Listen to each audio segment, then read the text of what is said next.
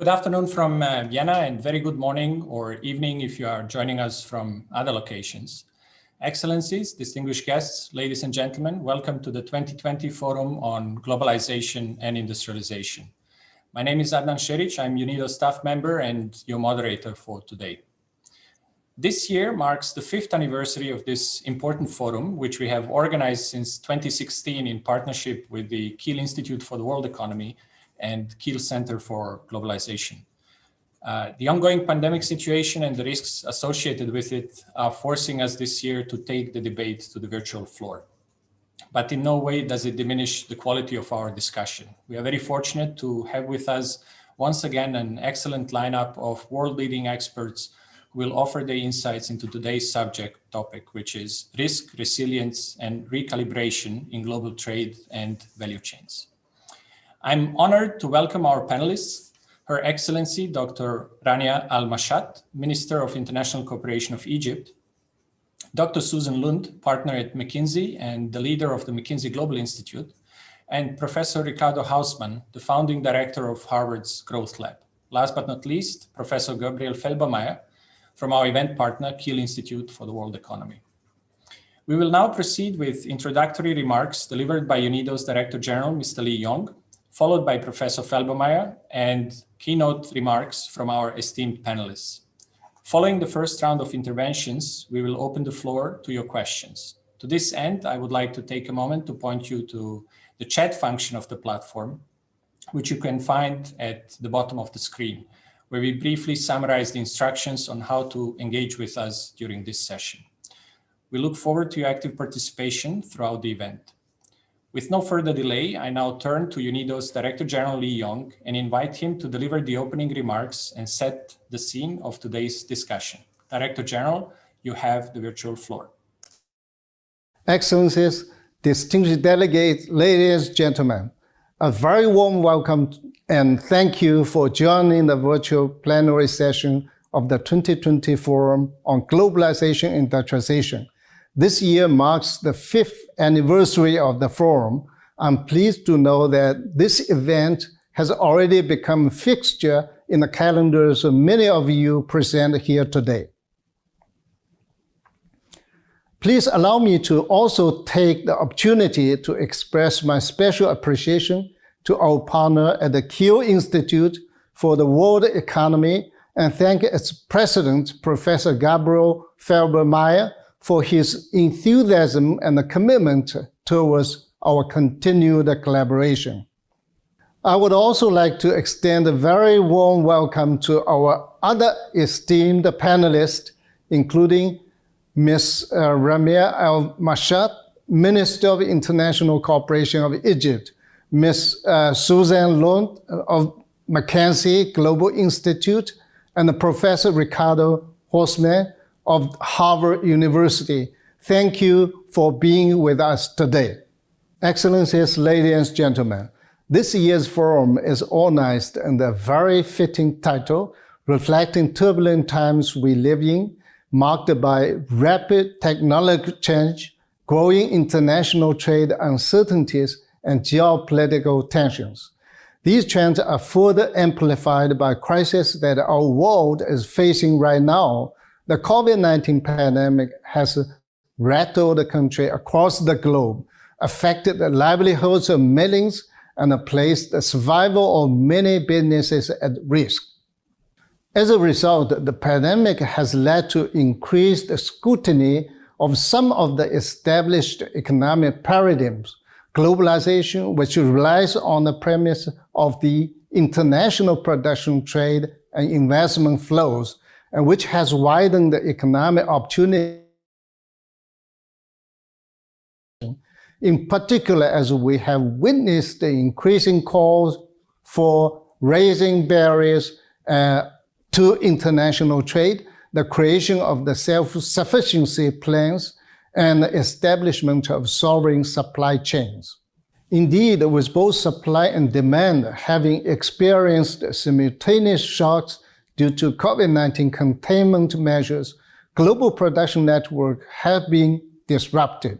Our own research shows that sharp contractions in production output have occurred in 2020 for a very large number of globally integrated manufacturing industries. The impact of the pandemic on global trade and foreign direct investment flows has been equally dramatic, with developing countries likely to be hit the hardest in short to medium run. The economic consequences of the pandemic have triggered many lead multinational firms to rethink how their global production networks function. Resilience is more than just a buzzword these days in policy halls and executive boardrooms. Reinforcing regional operations by shortening supply chains and staying closer to the consumer is one of the possible strategies. Yet resilience is not a call for self-sufficiency, and reinforcing regional integration is not a call for anti-globalism. Diversification remains an important strategy for resilience. The return to full production requires re-establishing existing links, removing temporary barriers that were put in place during the emergency, and ensuring the open and predictable global trading system. The solution to supply chain disruptions and the preparedness for future shocks lies in creating a more resilient businesses and a more robust links, and not necessarily in reducing the size of the pre-pandemic system. At UNIDO, we believe that the road to recovery from the pandemic will need to be driven by smart industrial policies. Such a policy framework should be geared towards the creation of decent jobs and supported by measures on safeguarding the environment. Industrial policy will therefore need to take a more central stage in recovery plan, with a focus on the investment in scientific, technological, and productive capacities. Those areas will be essential for our common goal for building back better. The pandemic also calls for increasing our joint efforts towards strengthening multilateral approaches to policymaking as part of a strong United Nations system-wide response to a socio-economic impact of COVID. UNIDO is providing integrated service packages to the specific needs of our member states. To this end, we are truly grateful for the trust you have placed in us and look forward to working with you in finding ways how to turn present challenges into opportunities for building a more inclusive and sustainable future for all. I wish you a fruitful discussion in today's event, and thank you for your attention and support. Thank you, Director General, for this excellent introduction to the session's overarching theme. It is now my pleasure to introduce and welcome to the discussion floor Professor Gabriel Felbermayr, the President of the Kiel Institute for the World Economy. Professor Felbermayr concurrently holds a chair in economics and economic policy at Kiel University in Germany. His research and advisory activities focus on questions of globalization and global economic governance, among others. Professor Felbermayr, great to have you with us here today. I would like to motivate my question to you by going back in time a little. As you will probably agree with me, the past decade has been a challenging one from the economic policy point of view, marked by a great number of economic shocks, many of them result of the 2008 financial crisis and the Great Recession that followed it. Since then, our global indicators on cross-border investments, trade, and supply chains have all been shrinking or stagnating relative to world GDP, leading a number of commentators to conclude that we may be soon witnessing the end of globalization. Nowadays, it is the combined effects of the ongoing global pandemic, rising trade tensions, and growing calls for economic nationalism, which are fueling the sentiment that globalization, as a guiding economic principle of the past 3 decades, may not necessarily be dead yet, but instead finds itself at a major junction. Professor Felbermayr, my question to you is, where do we go from here? And in particular, what are implications of the current crisis for the future of international trade and GVCs? Professor Felbermayr, you have the floor. Thank you, Adnan. And let me start by thanking everyone for being with us here this afternoon. Ricardo, Rania, Susan, great to have you. And I'd also like to thank Leon, the Director General of UNIDO, for his introductory remarks and for his continued cooperation with us at the Kiel Institute. Adnan, you ask a very important question, of course. What's going to happen with globalization? We are in a period of transformation, and I would say globalization is going to take different forms, different shapes, but I'm not willing to say that we are facing a period of deglobalization, maybe not even slowbalization, as the Economist put it a couple of years ago, but in a time where the different forms and shapes of globalization are changing. We are, of course, in a difficult situation right now with the pandemic on. Many countries, including Germany, much of Europe, the United States, many more countries are still very strongly affected by COVID-19. Countries are in a second lockdown. The first wave in spring saw a massive reduction in industrial production, a reduction in global trade, and strong effects in global value chains, where logistics systems came under very strong stress. The second wave is now different in a sense because China is out of the doldrums already, and we do not see industrial production go down as it did in the first wave, and also international trade is actually relatively stable now in the second wave of the pandemic. However, there seem to be new problems arising in the operation of global value chains, in particular in the shipping industry. Logistics is under stress. There's new stress for global value chains. In spring, globalization was seen by many as a source of weakness. Certainly that was part of the discussion in Europe as countries discovered that they rely on imports of crucial items such as personal protective equipment, certain pharmaceutical products, and much more. And there was also I would say, a crisis of trust, a consequence certainly of the last 4 years, and also of events and developments that unfolded globally after the 2008-2009 crisis. What we have seen for the first time really in recent history is that many countries started to use export controls, something that we didn't see much in the statistics. For example, in 2019, the Global Trade Alert finds 24 export control measures around the globe, 24 measures in 2019, but 258 measures, more than 10 times as many in 2020, and we are still counting. So it is export controls that have made an important comeback in the pandemic. However, I would like to sound optimistic at the end of 2020 because we have a change in the debate. In spring, skepticism was looming large, but today I think we see that certain problems that we had in spring are solved. Personal protective equipment is no longer scarce at all. Global output has grown very much, and the scarcity of PPE is over, certainly globally. We've also seen that the run for a vaccine shows how fast the global pharmaceutical industry can respond, and it's quite telling that the first group to announce an effective vaccine was a joint endeavor of Pfizer from the United States and BioNTech from Germany, so a cross-border undertaking.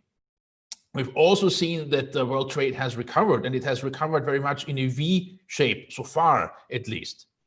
After the Great Recession of 2008 and 2009, things have been very different. There it has taken 24 months, something like that, for trade to recover to the pre-crisis levels.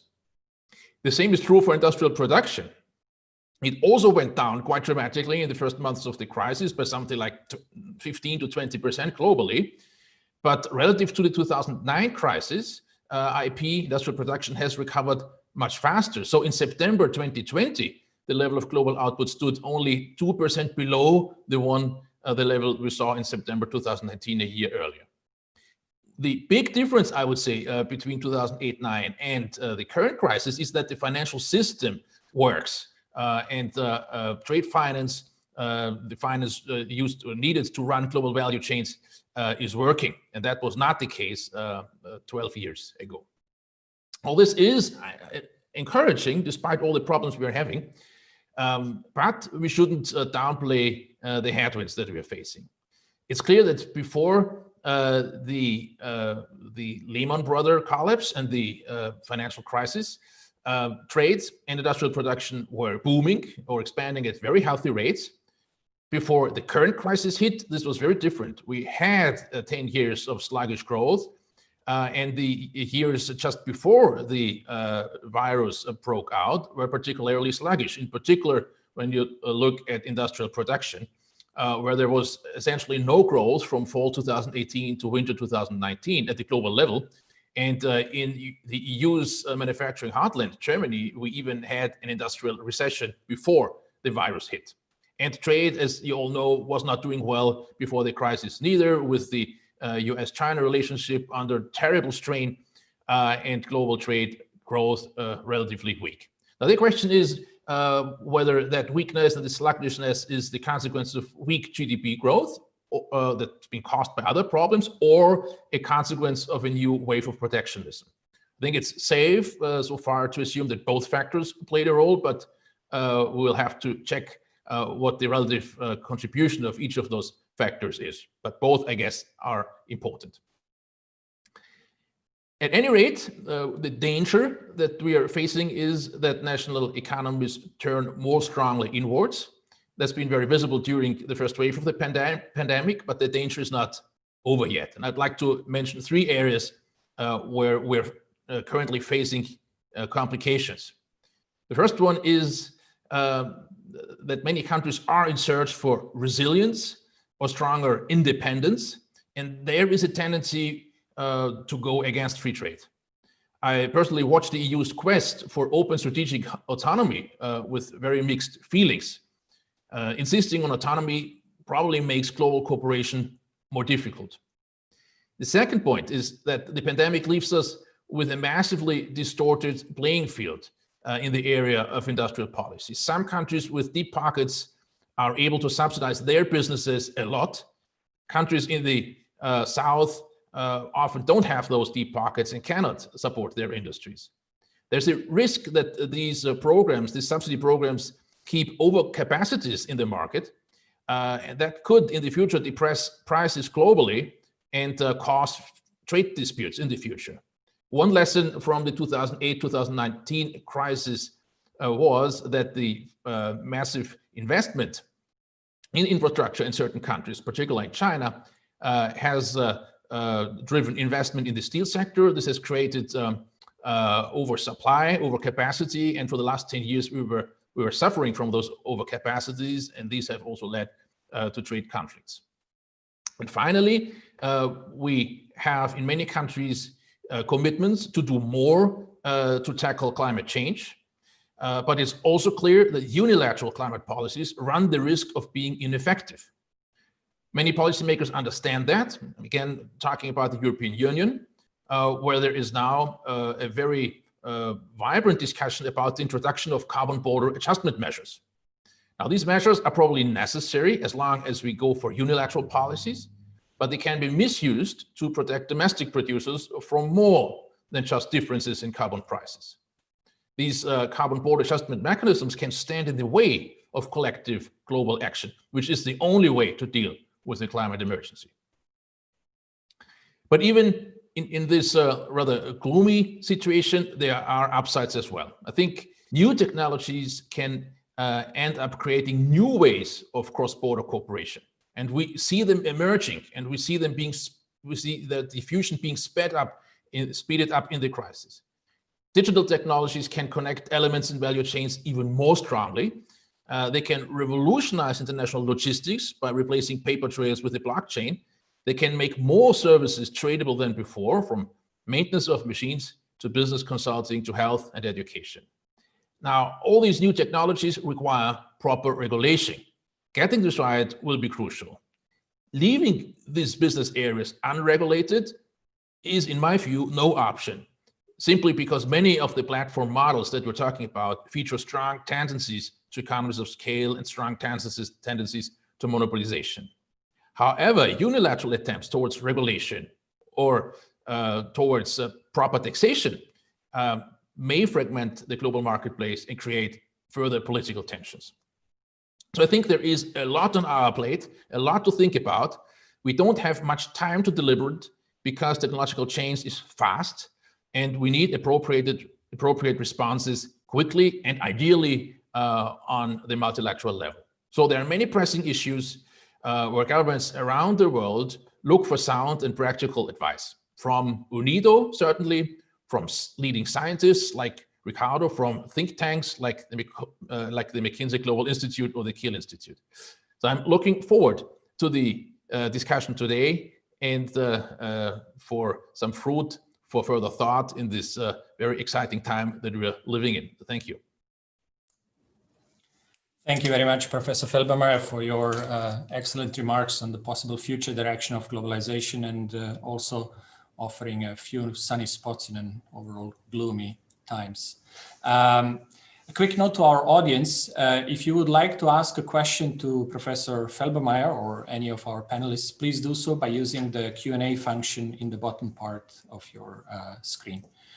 Moving forward, it is my great honor to welcome Her Excellency Dr. Rania AlMashat to this event. Dr. AlMashat is Egypt's Minister of International Cooperation since December 2019 and in charge of strengthening her country's multilateral, regional, and bilateral engagement with development partners, governments, the United Nations, private sector, and civil society to deliver the national economic agenda consistent with the UN's Sustainable Development Goals.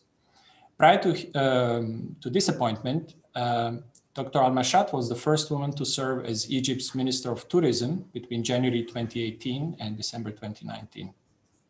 Previous positions included advisor to the chief economist of the IMF, sub-governor for monetary policy at the Central Bank of Egypt, and senior economist at the IMF. Your Excellency, pleased to have you with us. You're a policymaker from an emerging market economy, which, like many of its peers, has experienced a sustained period of growth and development over the past few decades. We know that much of emerging markets' economic success was due to their commitment and effort towards opening up and making their industries compatible to the needs of a globalized economy. Participation in international markets through production networks, investment and trade links has been the very core of their growth model. Nowadays, that growth model is being put to a serious test as the pandemic is dampening the mood for international investments, while inward-looking strategies and protectionism are on a steep rise. In your view, what are some of the key policy implications for emerging market economies today, given the rather gloomy future outlook we are confronted with? Your Excellency, you have the floor. Thank you very much, Adnan, and thank you, UNIDO, for the invitation. And all the panelists, I'm very honored to be joining you today. I think in the previous two remarks by the director as well as by Professor Gabriel, there has been a very concise projection of where we were in March and what the sentiment was and how we evolved from that. So I totally agree that when this happened during the end of the first quarter of 2020, all policymakers were taken aback. And there was this risk of the rhetoric of deglobalization and multilateralism is sort of dead and so forth. But I think as we progressed during the year, everybody reached to the conclusion that countries are more coupled than ever before. So this whole concept after 2008 and 2009, our emerging markets becoming more decoupled and so forth, we saw now that no, actually it is, everybody is so much connected. Second is that nobody has the silver bullet. All countries were affected. The only way that we were able to move forward, as was pointed out, was through collaboration and multilateralism. And that is a lesson that we as Egypt have very much conviction about. And I want to tell you that we entered 2020 on a strong footing because we were pushing an agenda of reform, both on the macro side, but also a development agenda reform whether it's energy, whether it's on climate, whether it's on education, social solidarity. So there was so much going on between 2016 and 2019, which equipped us to enter 2020 on a better footing than many countries in the region. Egypt has been singled out with positive growth rate in 2020, as well as projections for 2021. And that is precisely because we were trying to move along the agenda of globalization, multilateralism, making sure that there is more inclusion when it comes to whether it's private sector, and trying to make sure that also an agenda for renewable energy is there, and so on. Nonetheless, despite all of this, of course, this concept of trying to should we move into more domesticated or localized supply chains is something that everyone talks about. But I think when we, it's easier said than done. How can you, just dismantle certain or replace, if you will, existing supply chains? But it does push for a more regional integration. I think on food security particularly, and supply chains which are related to food security and agriculture, maybe those come more as a priority because of the realization that that could have been completely halted. So that is one element and one item which is there. When we think about trade, and given that I was the previous Minister of Tourism, trade and services, I think, is what took the brunt and the hit of the pandemic, and that is across countries. And therefore, I think that going forward, rethinking this model of trade in services is one that is going to be extremely on every country that exports services on its mind. In our case, of course, tourism plays a very important role. And once this hit, even though we were doing very well and had the highest revenues by December 2019, suddenly a sector such as this has been hard hit. So what is it that you do? How do you become innovative? What sorts of partnerships do you create with other countries? When it comes to the concepts of green and environment, everybody today is talking about a green recovery because countries have done fiscal stimuli of different sizes. How do we make sure that the new projects that are being implemented with this money are ones which do not relate or create sort of climate wounds later on? So this actually is a silver lining in the crisis, because now different countries, including ourselves, have certain manuals for what the infrastructure projects or the future projects should have in terms of guidelines when it comes to environmental as well as climate considerations. Something else which has come out very clearly are all the ESG rhetoric that companies today want to make sure that when they come into a country, they are able to, in front of their stakeholders, in front of their customers, are able to provide a story of sustainability, of governance, and of environment. So this also pushes implicitly a globalized agenda, because ESG are rules and guidelines which everyone sort of is reading about, talking about, writing about, and trying to comply to. So even if you are, if there's this claim that we are moving away and being more isolated, I believe that in practice, in all the webinars that we have all attended during the past several months, this is something that comes to the fore, and everybody, whether it's a firm, whether it's a company, small or big, by the way, multilateral or national, everybody is having these principles as very important guiding principles. When it comes to technology, and Gabrielle framed it in a very concise and transparent way, it is, supply chains can become more efficient by using technologies which make it easier, and also doing a mapping of supply networks is something else which firms are working on today, and also I believe countries as well, to make sure that they know where things are proximate and so forth.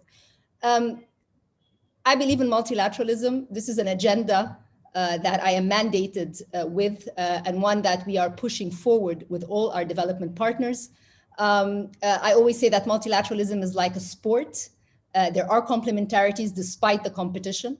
And through the principles of economic diplomacy that we have started here in the ministry, we engage more with our stakeholders. So we have multi-stakeholder platforms to ensure that the different financing for development that we are working on is complementary across development partners. There's no redundancy, we're efficient, and we have these principles in our mind when we are designing different projects. The second principle has to do with ODA SDG mapping. One of the risks of the pandemic was that countries are going to be derailed from their 2030 agendas, the SDG agendas, and I believe that another silver lining in the crisis has been that individuals, citizens, policymakers now, these SDGs are more tangible. They're talking about decent jobs, which everyone's looking for. They're talking about gender equality, and everyone knows that women are a vulnerable group that were affected during the pandemic. So with our development assistance, we're trying to map it to the SDGs, and we'll hopefully be one of the leading countries in that. We're also doing that, the development assistance that goes to the private sector. And finally, we're trying to create a common narrative across our development partners, and that is global partnerships narrative. And our narrative is P and P and P, people at the core, and projects in action, and purpose as the driver, so that we are able to continue convincingly and tangibly push a multilateral agenda, which is close to people's hearts, has inclusion, policymakers, private sector, civil society, and I believe that the only way to move forward is continuing on that agenda to basically safeguard, I would say, the gains that all of us have seen from moving towards open trade and so forth. I'm a student of international economics, international trade. I believe in comparative advantage. I know that there is complementarity. Nobody can replace anyone else. The idea is to try and be humble and understand that in this world, there is a very important degree of solidarity that does exist. I want to compliment UNIDO for the work they are doing currently when it comes to industrial policy and governance. We work with them on several projects, green industries. Today, even all development partners and multilateral development banks are thinking about the green tools. Even FSAPs today have a green element. So this is so important, pushing this green, renewed, I would say fresh agenda is a very important plus and upside of a very challenging year that all of us have been through. Thank you very much. Thank you very much, Your Excellency, for the insightful perspective and for highlighting the possible ways out of the crisis, and including the role that multilateral collaboration has to play in the future. As we have highlighted so far, the past decade has been a rather turbulent one, and global businesses had to find novel ways how to weather many of the storms they've been faced with. The ongoing pandemic is by far the strongest yet. Though far from over, the pandemic has already triggered many of the multinational firms to rethink their global operations. These days, we hear and read a lot about recalibrations taking place across many industrial global value chains. So what does it take to recalibrate the global value chain in the context of a global crisis? And what are the possible implications of such actions for both companies and countries? Our next speaker is in a privileged position to talk to executives from global lead firms, and thus may offer unique insights into this question. It is my pleasure to introduce Dr. Susan Lund, partner of McKinsey & Company and the leader of the McKinsey Global Institute. As a PhD economist, her research focuses on globalization and trade and the impact of technology on work and workers. She's also a leader of McKinsey's team modeling the impact of COVID-19 on economic growth. Her most recent research explores how global value chains and trade flows are evolving, and how digital flows are transforming globalization, creating new winners and losers. She has authored numerous articles in leading business publications, including Harvard Business Review, the Financial Times, the Wall Street Journal, the Washington Post, and Foreign Affairs. Dr. Lund, we are pleased to have you with us today. I would like to go back to my opening question. Recalibration is supposed to help better manage risk and increase resilience of global production networks. How is this crisis leading global firms to recalibrate their GVC operations? And what does it take for global business to increase resilience in this situation? Dr. Lund, you have the floor. Well, first, let me say thank you very much to UNIDO and the Kiel Center for Globalization for inviting me.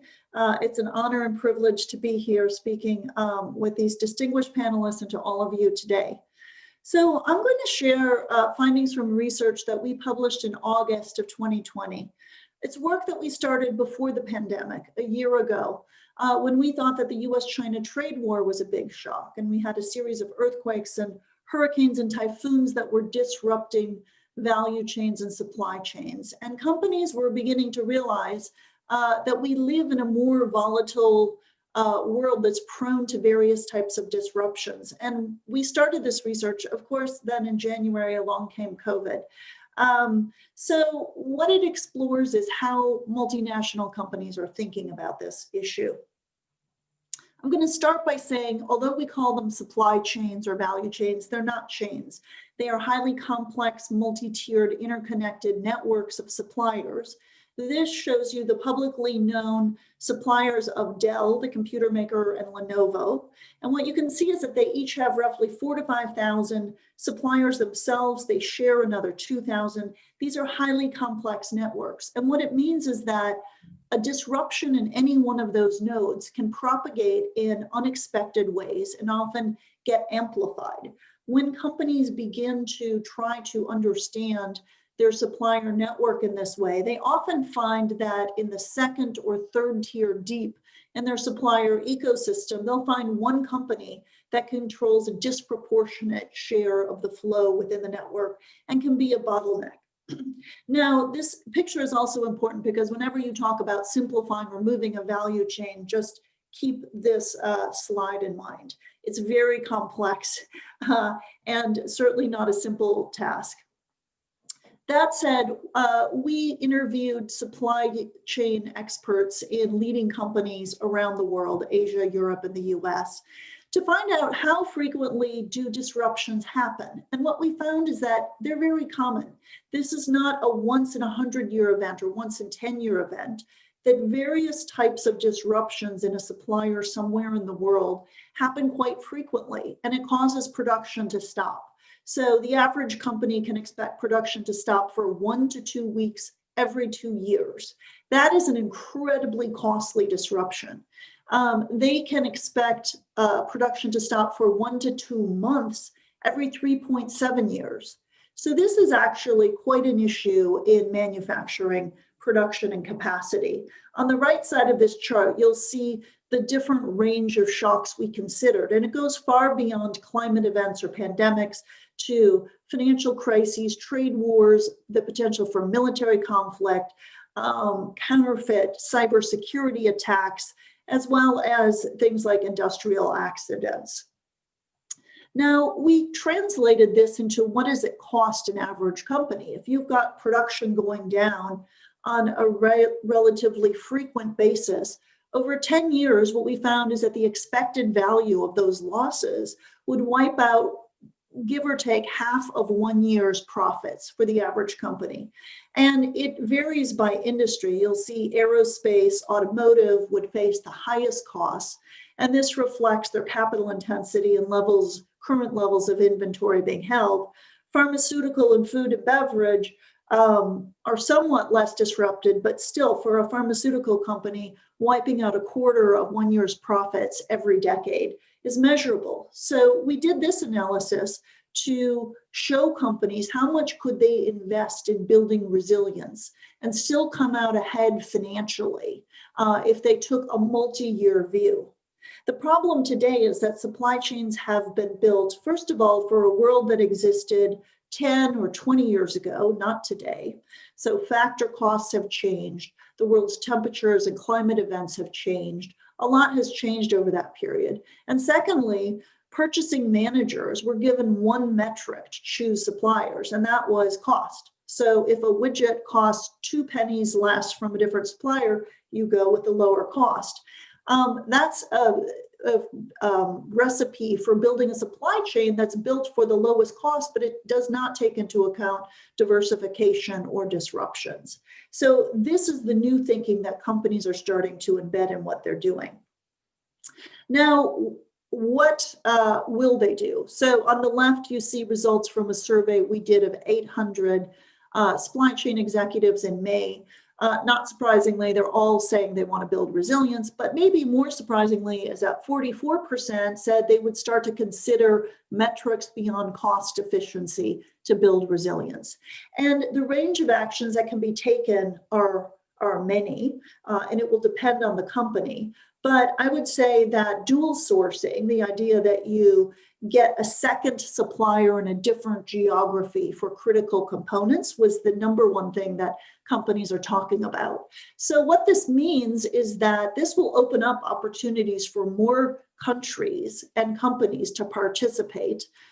It does not necessarily mean leaving one country and going to another, so much as investing new capacity in different locations.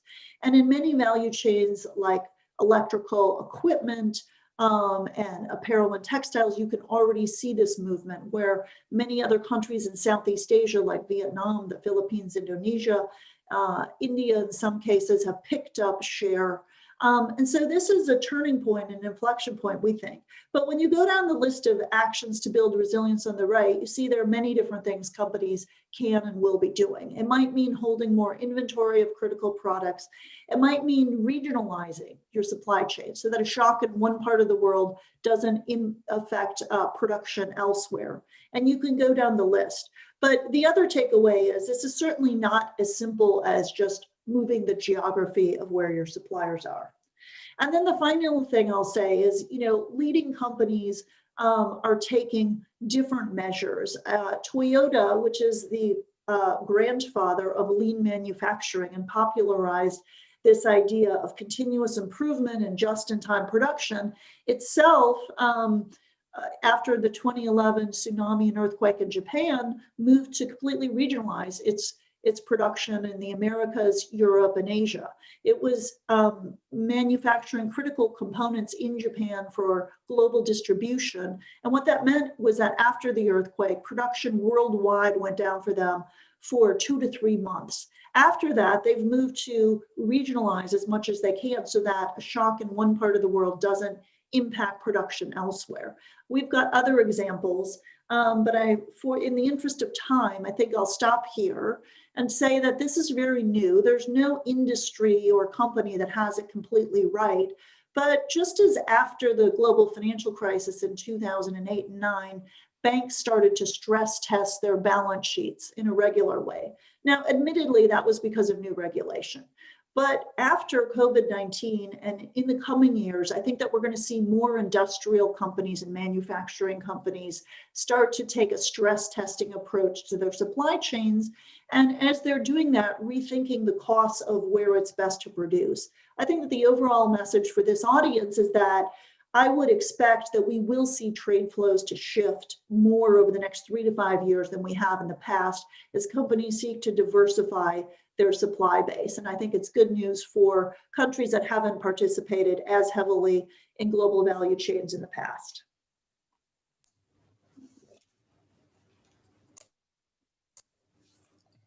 Thank you very much, Dr. Lund, for this excellent presentation and encouraging news indeed that this crisis may also have at least certain benefits for countries that have, as you rightly said, been excluded from international trade for a very long time. I would like to turn now to our next speaker, Professor Ricardo Hausmann. He is the Rafik Hariri Professor of the Practice of International Political Economy at Harvard Kennedy School and founding director of Harvard's Growth Lab. Under his leadership, the Growth Lab has grown into one of the most well-regarded and influential hubs for research on international development. His scholarly contributions have had significant impact on the study and practice of development.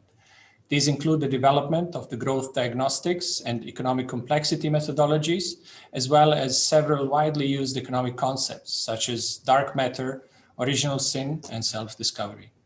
His work has been published in some of the top journals in the world and highlighted in mass media outlets such as the New York Times, the Financial Times, the Economist, the Wall Street Journal, and the Washington Post. Professor Hausmann, we now know that this crisis is not only challenging our preparedness for response to disasters, but it is also seriously questioning our underlying modes of production and consumption. You have been working at the intersection between research and policymaking for many years. In your view, what are the 3 key policy actions needed to ensure that economies are able to bounce back as quickly as possible? And in particular, what role has industrial policy to play in that process? Professor Hausmann, the floor is yours. Well, thank you very much for this opportunity to participate in this incredibly distinguished panel that have already said so many interesting things. Let me say that if we want to think of COVID-19 recovery and resilience and so on, I think we need to first characterize a little bit the shock.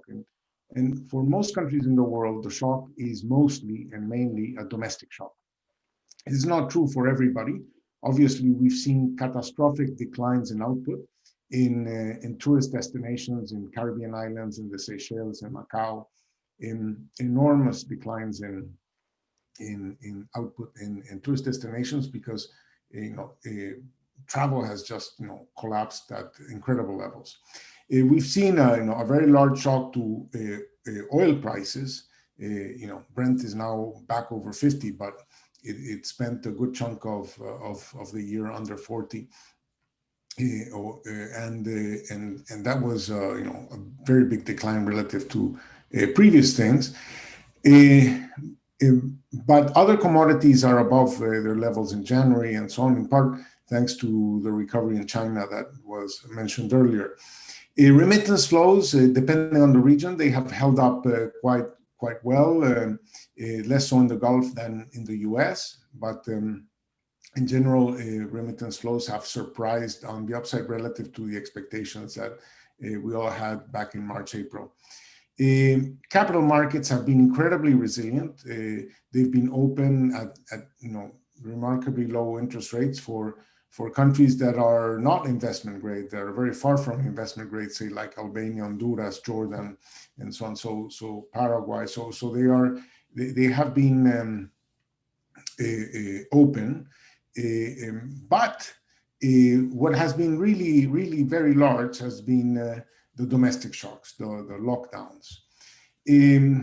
Back in May, this, the pandemic was, from an epidemiological point of view, a rich country problem. Viruses, this virus in particular, communicates through human interaction. And the more modern the economy, the more complex the economy, the more humans interact. In a poor rural country, there's less human interaction, and so the virus spreads more slowly. But right now, the virus is epidemiologically very much a middle-income country problem, where you see that now at the top 10 countries in terms of either current levels of mortality or cumulative mortality, you see a lot of Latin American countries and increasingly Southeastern European countries. Now, these lockdowns have had, and the social distancing has had domestically two effects. They have had effects on transmission, on the disease, but these effects have been incredibly heterogeneous. In my part of the world, in Latin America, we've seen the toughest lockdowns in the world, but with very, very little effectiveness in terms of curbing down infection rates. Secondly, these lockdowns have been very, very powerful in terms of collapsing output and employment. So what we have is that one of the very, very important things that we need to do is to learn how to make lockdowns and social distancing more effective. There is a big puzzle. We don't fully understand, we don't really understand why lockdowns have been so differentially effective. When Europe gets its mind on reducing infection rates, they decline. When a similar level of effort is done in other countries, the declines are much less significant, and we don't fully understand, or we don't really understand, why that is.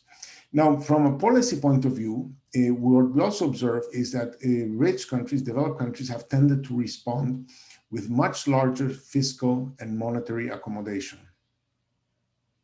In general, rich countries have increased spending in 2020 by something like 10 percentage points of GDP. In the median middle-income country, we've seen only something like 3 percentage points of GDP.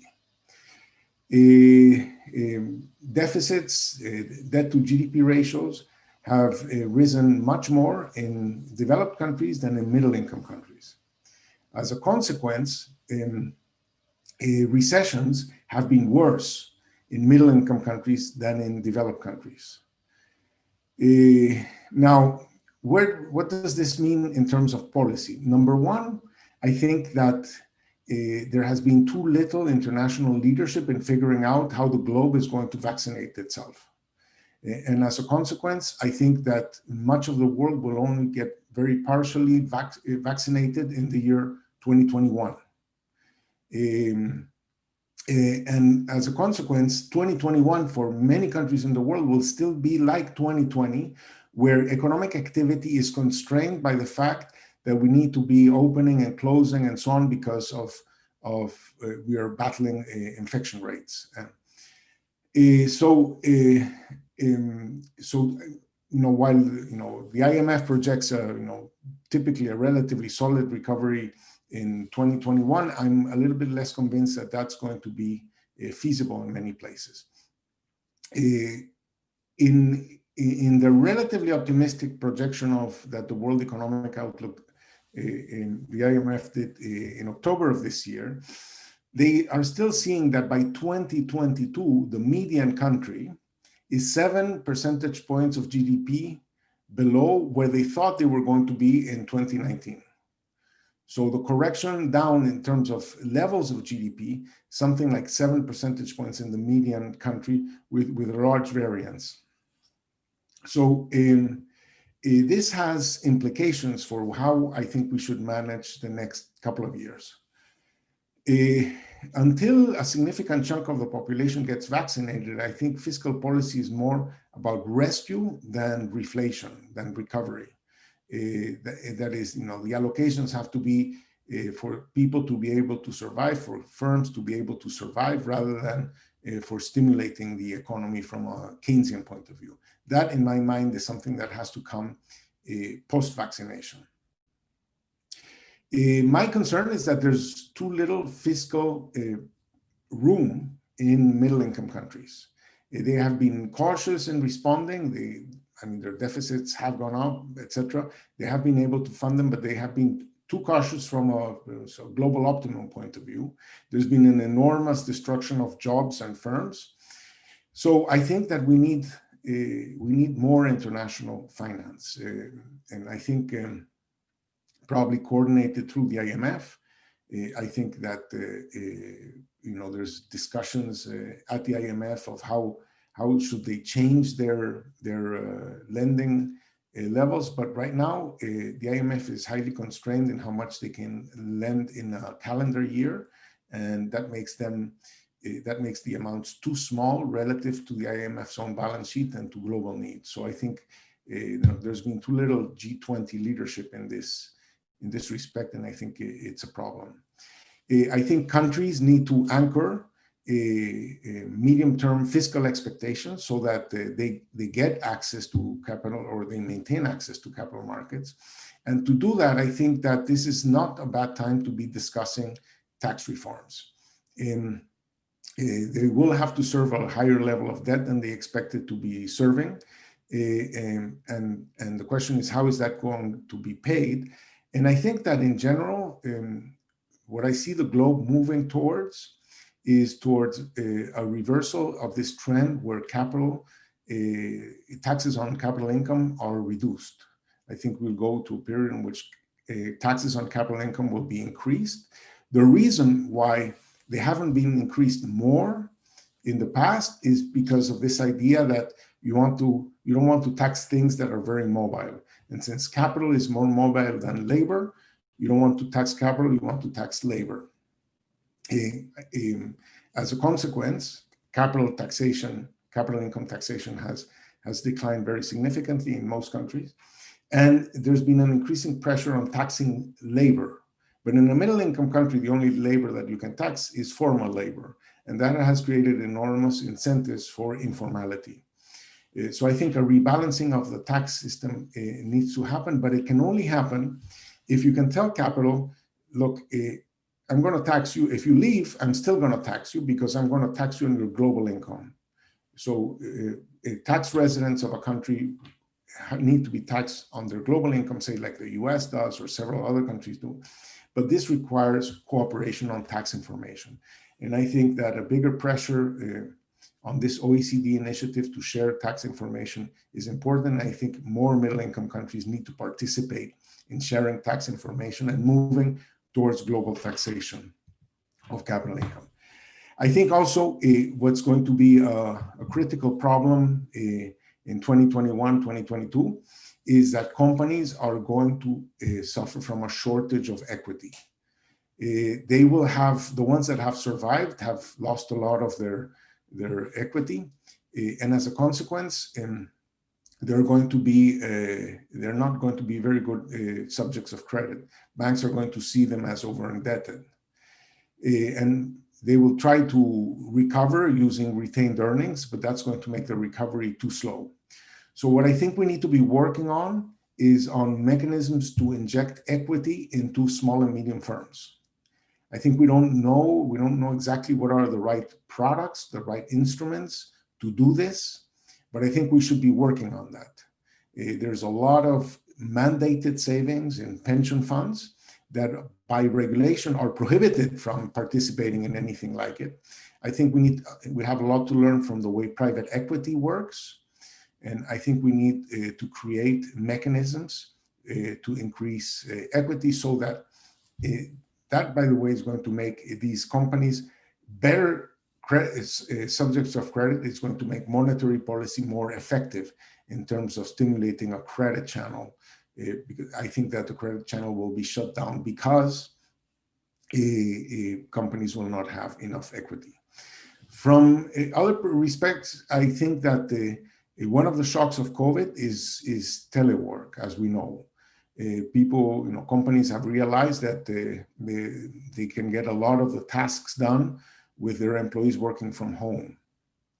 But what I have even found in the Growth Lab is that if things that can be done from home can be done from abroad. So I think that there's going to be a trend towards sourcing abroad tasks that are teleworkable. And so, for example, in the redesign of global value chains, I think that logistics, transport costs may be relevant for parts of the value chain, but there would be a lot of trade-in tasks that will be teleworked. And I think that countries need to figure out where in those value chains that those teleworking capabilities might be deployed. And in particular, this is important for countries that don't have good logistics. And finally, on this global value chain issue, I know of many people who are excited about the new possibilities that will be open by the fact that global value chains may be shortened, that they may be disrupted and so on. I hear Susan, and it sounds very reasonable. I just have not seen the evidence on the ground in, say, Latin America or South Africa, except for in Mexico. So where the global value chains are already sort of present, there may be some rebalancing, but I don't see it that easy for other countries to get in the game. There may be too many fixed costs associated with the process. I have yet to see a broadening of the set of countries that participate in these global value chains. And with that, let me stop. Thank you very much. Thank you very much, Professor Hausmann, for this excellent insight into what policy needs to do to help us get out of the crisis. This concludes the first part of our event today. Thank you to all of our outstanding speakers for their excellent insights. I now look forward to opening the floor to the questions from our audience. First, I would like to invite Her Excellency Mrs. Atalia Lesiba Moloke, Ambassador, Permanent Representative of Botswana to the United Nations Office and other international organizations at Geneva, to deliver her statement and question. Your Excellency, the floor is yours.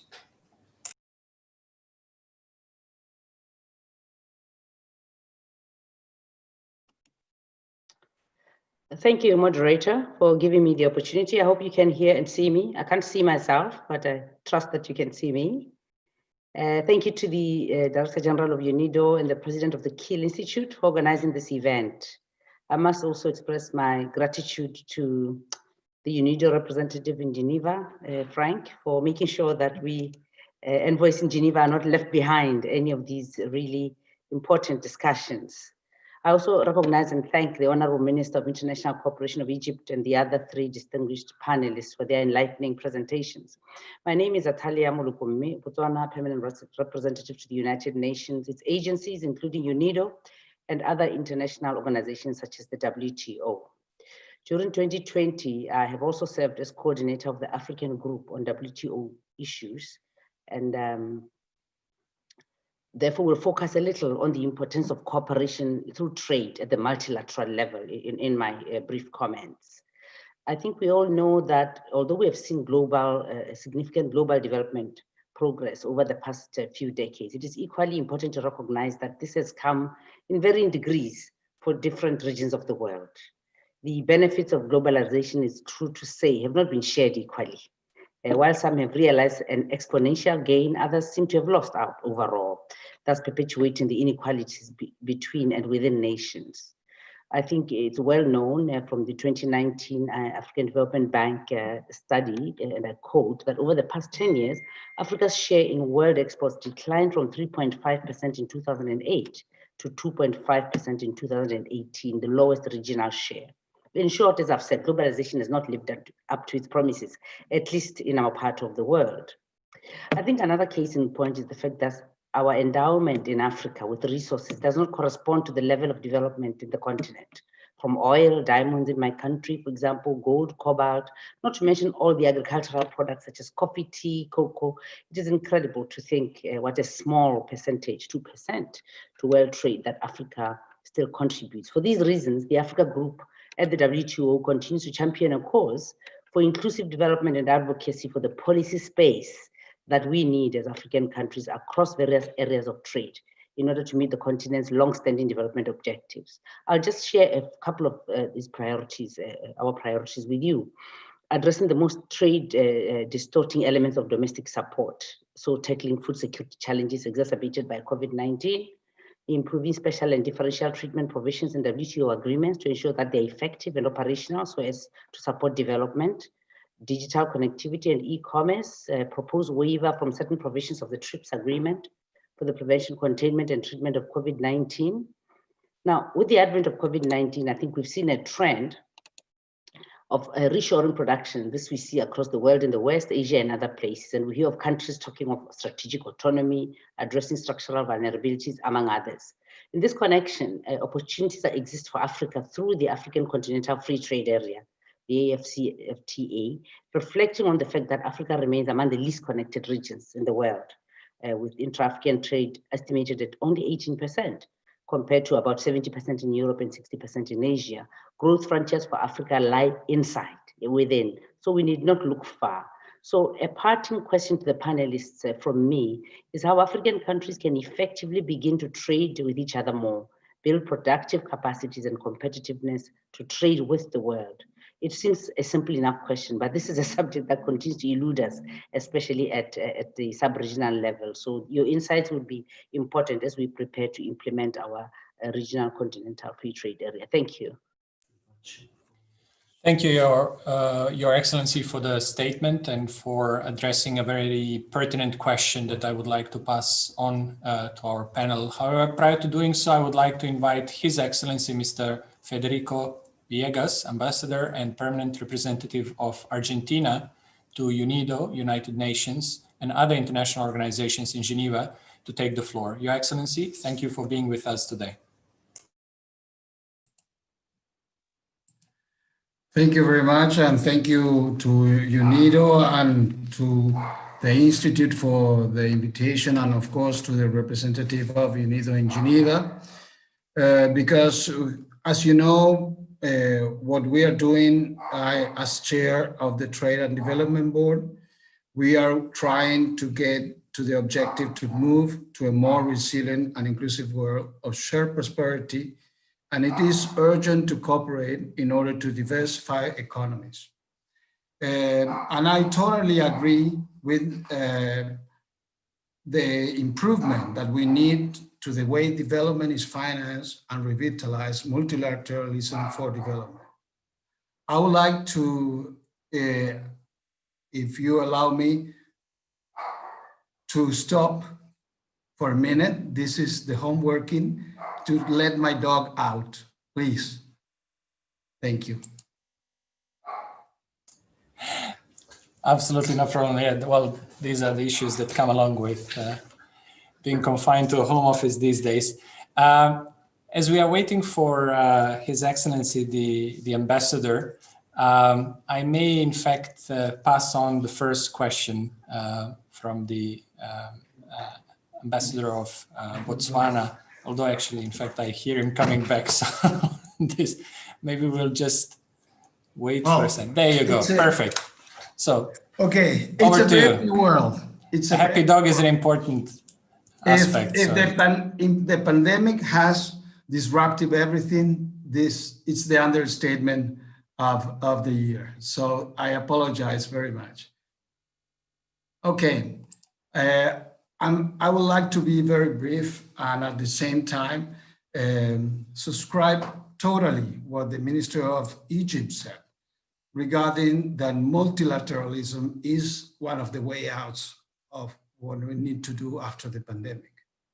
And in UNCTAD, as you know, we have had an organization where they were able to develop a very high level think tank of experts with very high quality of documents and discussions.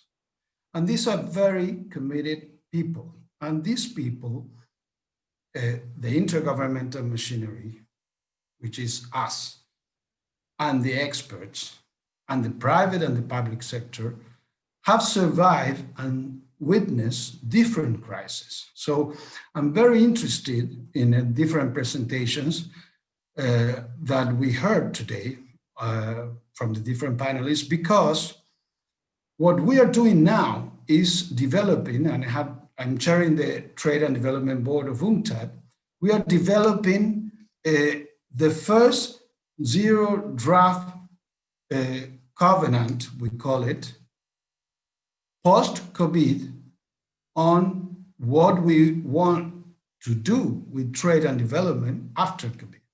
So what you are doing with this high level thinking and information is essential to nurture our discussions. So I sincerely, I was very interested. And what we are trying to do is, how do we do structural transformation and economic diversification as the heart of the economic development? They are the base of faster economic growth, higher productivity, higher value added, more and better jobs, and a higher resilience to external shocks.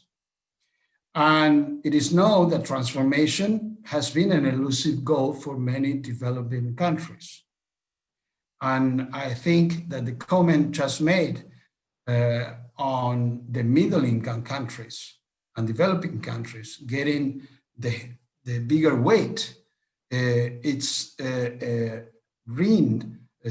yellow light that should put us in focus on who are the ones that we also need to not to forget in this endeavor.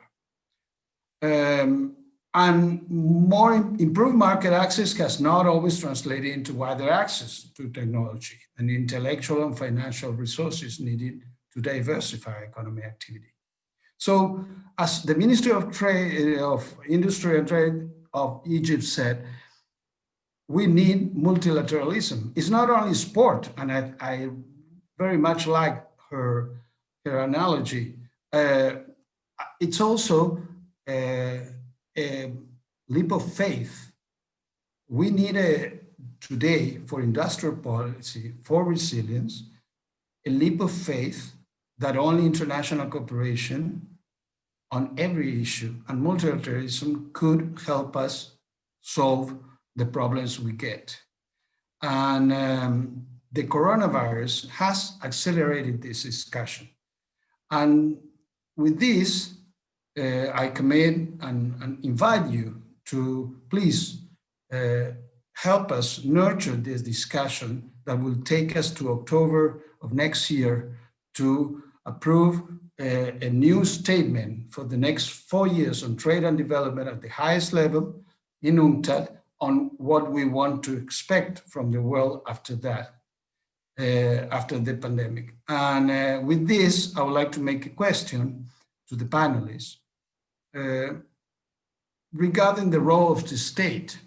Basically, what we have seen in this crisis, and we are seeing it today everywhere, without exemptions, is the state very present. And very present in the economy, very present in helping private sector, not only the people on the health, but the companies. So there are some taboos on the roles of the state in the post-Cold War era that are being, in a way, are seen that they are being disappearing. So are we going to have a different relationship, perhaps, on industrial policy, on the resilience part, of course, on the way to be effective in resilience? Are we going to have a different relationship between the state and the private sector, with the private sector perhaps not being so to the defensive on regulations on the role of the state, and the state being more open to consider getting involved in things that for many years and packages that have not seen? Because now, and with this, the final comment, the stimulus packages that we have seen all over the world in order to avoid that this crisis becomes a catastrophe in each country is huge. The difference between the stimulus package that the developed countries were able to give compared to, of course, the least developed countries. Therefore, the state is present there. So that's my question. And thank you very much. I apologize, but this is the brave new world. I couldn't take on time my dog outside. Thank you very much. Thank you very much, Your Excellency, for this statement and an excellent question, which I would like to pass on to all our panelists. So your question, in fact, was concerning the changing role of the state in the context of this pandemic.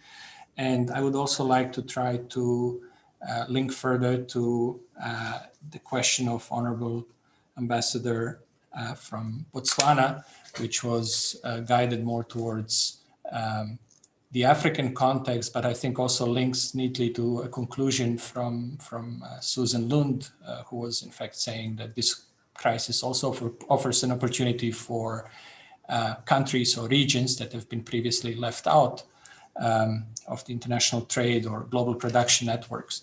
So I would like to encourage our panelists to respond to either one or both questions, but in view of the time, please try to keep it short. So maybe I would like to start with Her Excellency, Dr. AlMashat. The floor is yours. Thank you very much. And thank you, Your Excellencies, for the comments and for the questions. Let me start with Africa. Africa is, just before the pandemic, was the promised continent in terms of the human power, youth.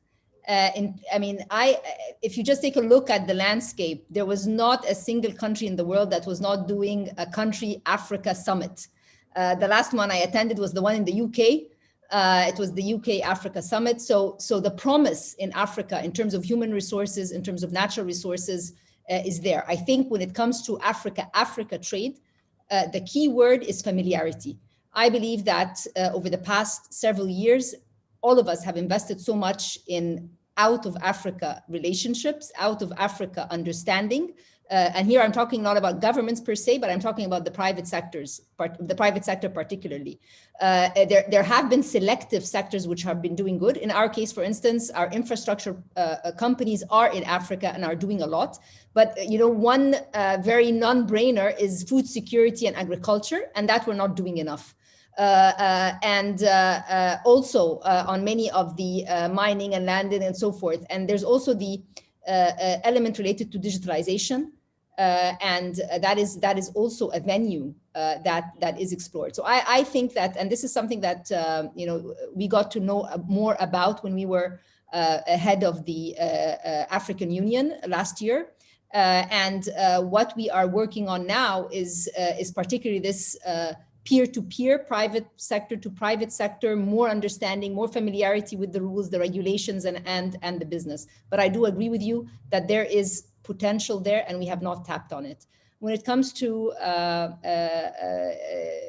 Mr. Federico, yes, absolutely. I'm an advocate of multilateralism and so forth. What I just want to, when you say that the state, there are 2 points that you made. Number one, on structural reforms. Structural reforms are so key, and countries, and because Professor Hausman talked about the IMF, usually IMF programs look at the macro side, so it's fixing the fiscal and monetary, and then sometimes it takes longer to design structural reforms, but from practice, without structural reforms, you cannot have that sustainable growth. That is something that we have learned. We've worked on that when it comes to inclusion and education and so forth. And we're doing a second wave of reforms as we speak, so that we don't lose the momentum on the fiscal and monetary reforms that took place. Role of state, I think that because the pandemic affected human life, so role of state had to come in to provide the personal protection equipment, had to come in to make sure that people are getting the testing and so forth. So the prominence of the role that the state came with was, I would say, appreciated, did not raise eyebrows because, it was people's lives that were at stake. Nonetheless, I think, and this is something that we're doing here in the ministry, 2021 is the year for more private sector engagement. And that's because the concept of blended finance is a very important concept. Professor Hausman talked about, trying to be innovative when it comes to capital, finding new ways of bringing in equity to small and medium enterprises. So I think we have an opportunity to really leverage on some of the downsides that we see as opportunities going forward. So I think that the state should be there to encourage these partnerships.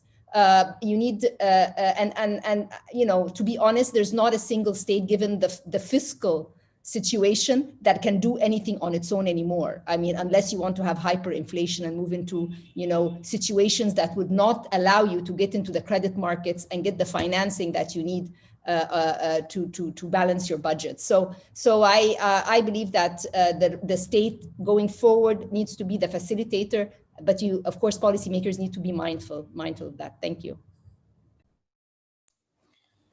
Thank you very much, Your Excellency. Ms. Lund, crisis is an opportunity to benefit regions that have been previously left out of global trade. Yes or no, and how? Okay, well, so first I would say I agree with Professor Hausman that it's hard to see change in the data because of the length of time it will take to see trade shift. What you can see now are announcements, and big winners are the countries that are already participating in global manufacturing, like Mexico. But I would say on the margin, you do see some new players. So big focus on India, FDI announcements from Samsung, moving some electronics manufacturing to India. That would be new. Same with Indonesia and the Philippines. So moving beyond the usual suspects of Vietnam and so forth, and into Ethiopia. But going back to the question on trade with Africa, I think I agree very much with Dr. AlMashat's comments on the need for familiarity, and that Africa has a huge potential in terms of its demographics. It's going to have the largest working age population in the world by 2035, and its commodity base. But I think there are two elements that Africa needs to think about. One is specialization and the other is infrastructure. So one of the reasons that African countries trade very little with each other is that they tend to export primary commodities and then import manufactured goods. So there needs to be more continent-wide specialization so that you can start to trade in manufactured products and services. And certainly you're starting to see this with the creation of, frankly, more in services than manufacturing, but with Pan-African multinationals growing up, but there needs to be just many, many more of them. Africa has a problem of too few large companies that can drive productivity and innovation. But so that would be one element. And the second would be infrastructure. Africa's infrastructure has been created to link it to the outside world, not inland with each other. And so there's a big infrastructure component, I think, that's going to be needed to make the promise of the new Africa Continental Free Trade Agreement actually come to fruition. On the role of the state, I would say, from a company perspective and a microeconomic perspective, all companies are thinking that the role of the state is going to grow after this pandemic in many ways. Sometimes it's because governments have used the fiscal stimulus to bail out various companies and industries, and there will be a request in return. And secondly, I think that the discussion that policymakers themselves have realized that there are many more dimensions to national security and prosperity than they thought about before.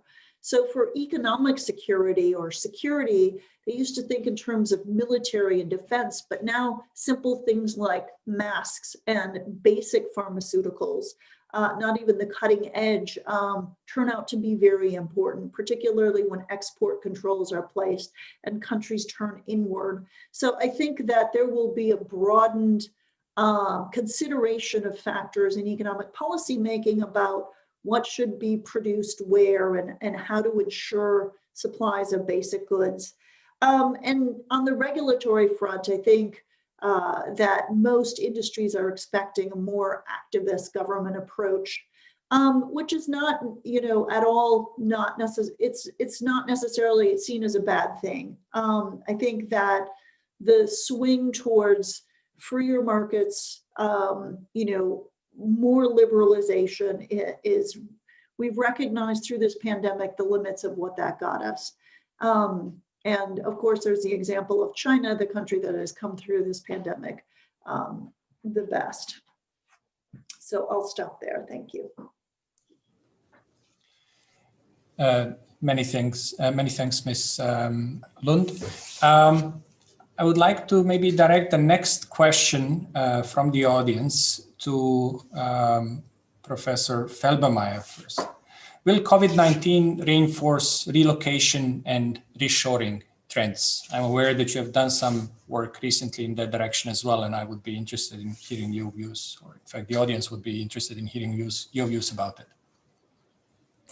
Yeah, thank you for this question. So there were trends before the pandemic started. We had a lot of trade policy uncertainty, and that per se means that countries have, firms have incentives to move production to where consumers are. That starts showing up in the data. I mean, Ricardo was asking where the evidence is. It's still very weak, but there is some, pieces of evidence that build up that this is sort of happening. This was before the pandemic started. And in the first phase of the pandemic, I thought that tendency would be strengthened. Now I'm not so sure anymore because, what Susan stressed was that, basic things like masks or basic medicines in the first stage of the crisis were suddenly items that became very valuable and where we saw shortages. And the solution, if we are honest, to that problem did not come out of countries themselves, but that was the global marketplace that solved the problem, that solved the scarcity issue. And I think, policymakers I talk to, at least in Europe, kind of, understand this now, that that our integrated economy was a solution to the problem, and not a hindrance. So that's why I'm carefully optimistic that things like open strategic autonomy and other buzzwords that are floating around in Europe will not be overstretched. So that from the policy side, the understanding is diversification is important to make us more resilient. I think that lesson is learned. Now, what COVID will certainly do, and Susan had some interesting charts on that, is also our observation, is that the second supplier principle will gain more weight in business decisions. And certainly German manufacturers, have that very high up on their agenda, diversify. And that is a good news. No? I think it is indeed not in the data yet, and because that happens when we are getting back, in a more of an expansionary economies. But I think we will see that. Some of the second suppliers will be at home. No, the German manufacturers will source at home, in addition to some foreign sourcing, but some of it will be somewhere else in the world. And so that is, I think, something we will see out of COVID. What we also see out of COVID, and that is maybe the dark side of this experience in the first phase, is that if there is no trust, if you have to fear that the country you're sourcing masks from or penicillin from could behave opportunistically and cut you off those supplies. If we don't have this trust rebuilt, that puts a limit to where this diversification can happen.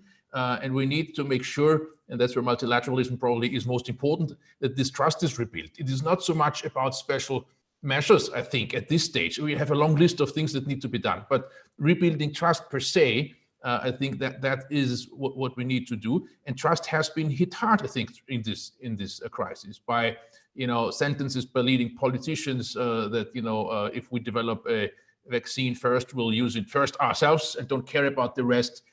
Or the export controls within the European Union. That's a shocker. No, it was really a shocker, and it erodes trust in that in the crisis you can rely on your suppliers. If we can't rebuild trust, I think we are in deep trouble. So that's probably what we need. If that's sorted out, I think this diversification can happen and bring in countries from all around the world into the value chains.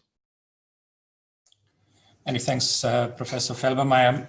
Maybe my last question for today goes to Professor Hausmann, comes from the audience. So you offered very detailed suggestions to middle-income countries on how to recover from COVID, such as equity capital for firms, more stimulus, etc. But what would you recommend to least developed countries that may not necessarily have those resources at their disposal?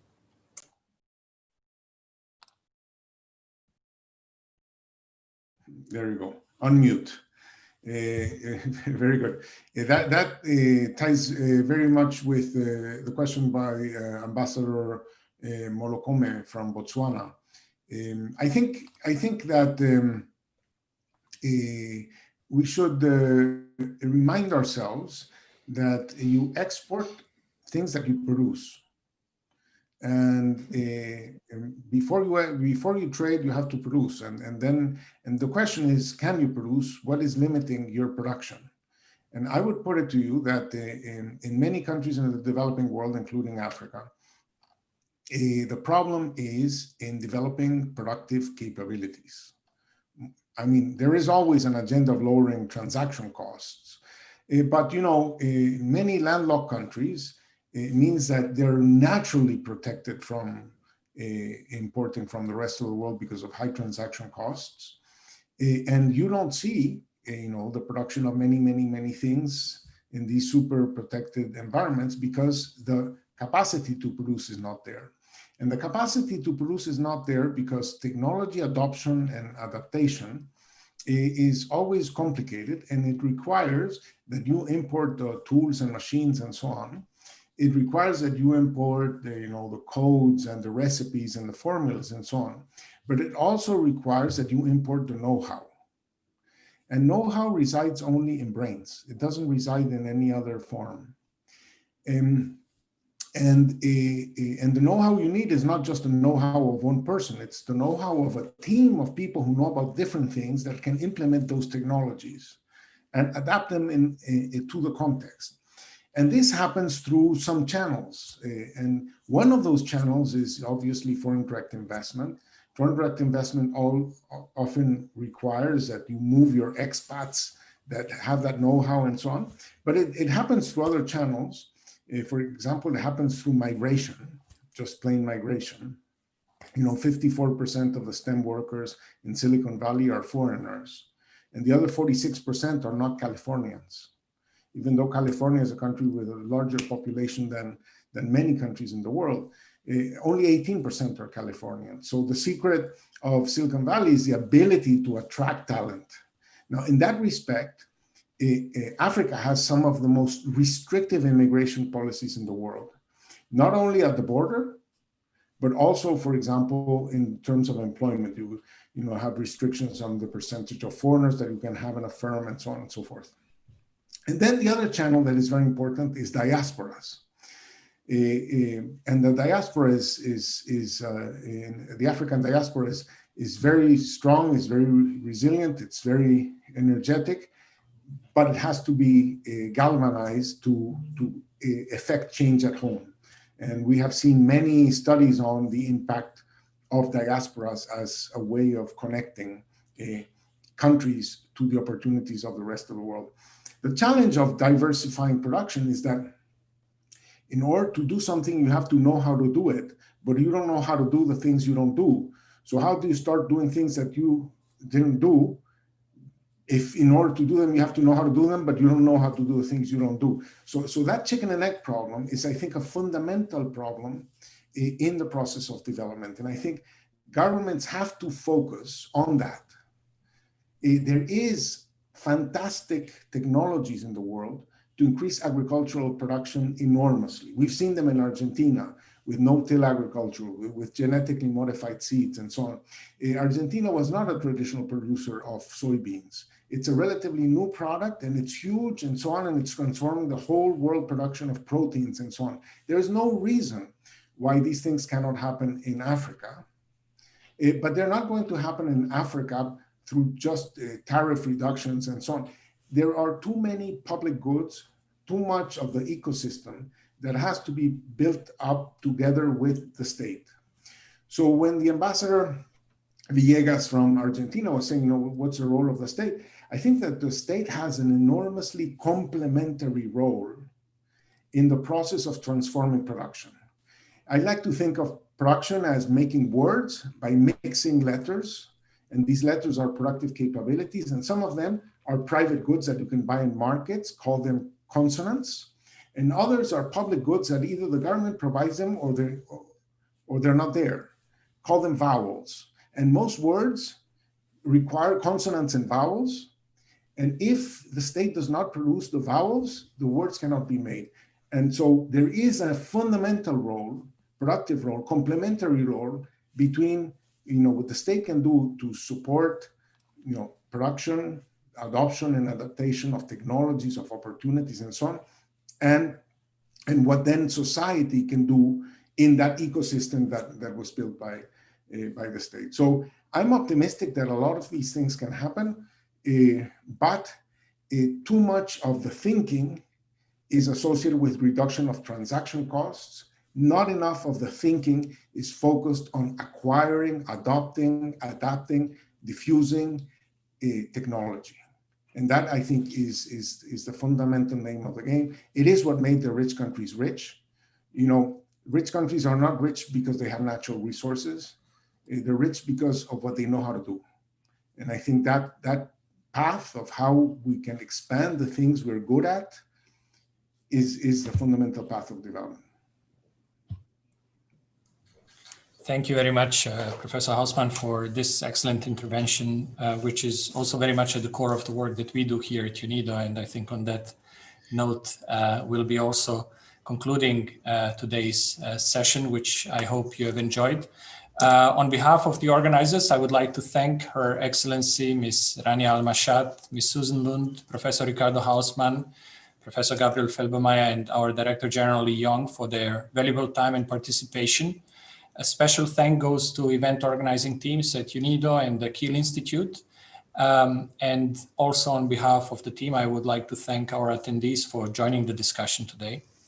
We look forward to welcoming you again in the new year as we plan to continue our webinar series on the future of industrialization in a post-pandemic world. I also hope to see many of you in person at next year's Forum on Globalization and Industrialization. Topic and date are to be announced in due course, so please keep an eye on our webpage, unido.org. Until then, happy holidays, stay safe and keep well. Thank you and goodbye. Goodbye. Thanks to everyone. Thank you, everyone. Bye. Excellent. Pleasure meeting everyone.